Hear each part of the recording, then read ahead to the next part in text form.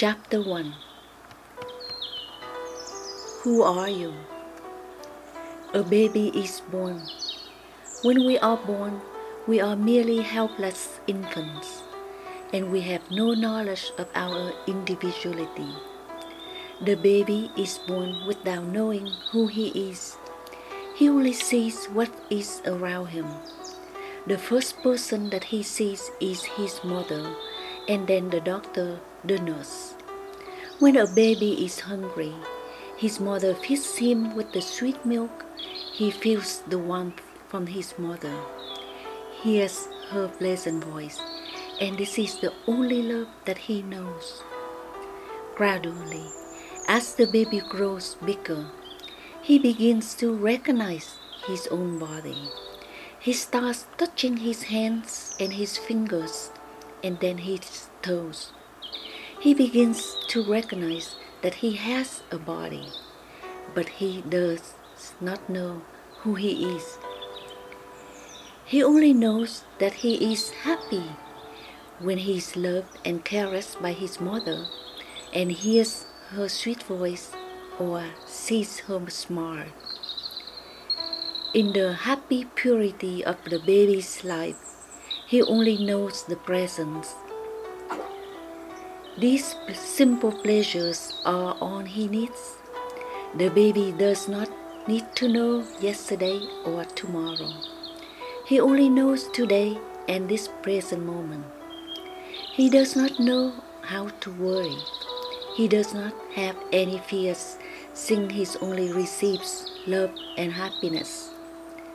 The purity and innocence of the baby are conditioned and limited by the people around him from this point on. The ego is born.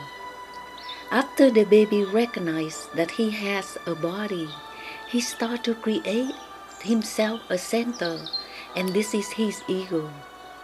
The ego is the center point of the human, and it is the reflection of everything outside. Here is where we develop the essence of ourselves at the most visceral level. The baby only knows the reflection from the people around him. If the people around him smile to him and praise him, they say he is sweet, he is cute, he is very smart, the baby will be very happy. Without the attention from others, the baby will feel very neglected and unhappy. He will begin to develop fears, as this is the reflection of what he sees around him. It is at the stage the baby's life where the outside world begins to mold and shape him. His ego starts to grow. As his growth proceeds, he still does not know or recognize who he is. He only sees a reflection from other people. The only thing he knows and recognizes is his own name. We live in the society that provides every individual with an ego. When the baby goes to school, the teachers at school are the next major contributor to the child's image of himself. The school teaches him to study and work hard and push down a path where the goal is to make him another product of the curriculum, so he will fit into the society. If he does well, people praise him, and if he does poorly, his instructors, classmates chide him. And often his parents contribute to his feelings of this self-doubt. It is here where he starts building and incubating a major portion of his self-worth. Society is truly a conundrum, creating extreme conflicts for emerging ego. For example, a man will be rejected by the society and sent to prison for killing someone on the street. Here is the act of murder. is against morality of our society. However, if the same man is sent to war and kills hundreds of people in combat, he will be rewarded by the society with a medal and public praise. This kind of killing is considered moral. Generally, a person's actions and behavior are evaluated and judged based upon the benefit to the society. This constant feedback is what shapes a person's self-worth and ego. Since we live the warmness of our birth, the outside world of society takes over. Your ego creates a need in you. It is a social need and it is a requirement. The society means everyone else that is around you, not you. Everyone else beside you is the society, and everyone else reflects who you are. The society has to approve and accept you. Therefore, everyone has a contribution for the influence of how you should live. And this is why you develop yourself a need for acceptance. When you go to school, the teacher will reflect who you are. You will be in friendship with other children, and they will reflect who you are. Little by little, one by one, everyone is adding to your ego, and everyone is trying to modify it in such a way that you do not become a problem to the society. The soul versus the ego.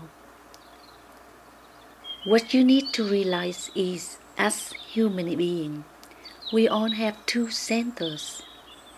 The first center is the soul, which the Creator of the universe had given each one of us.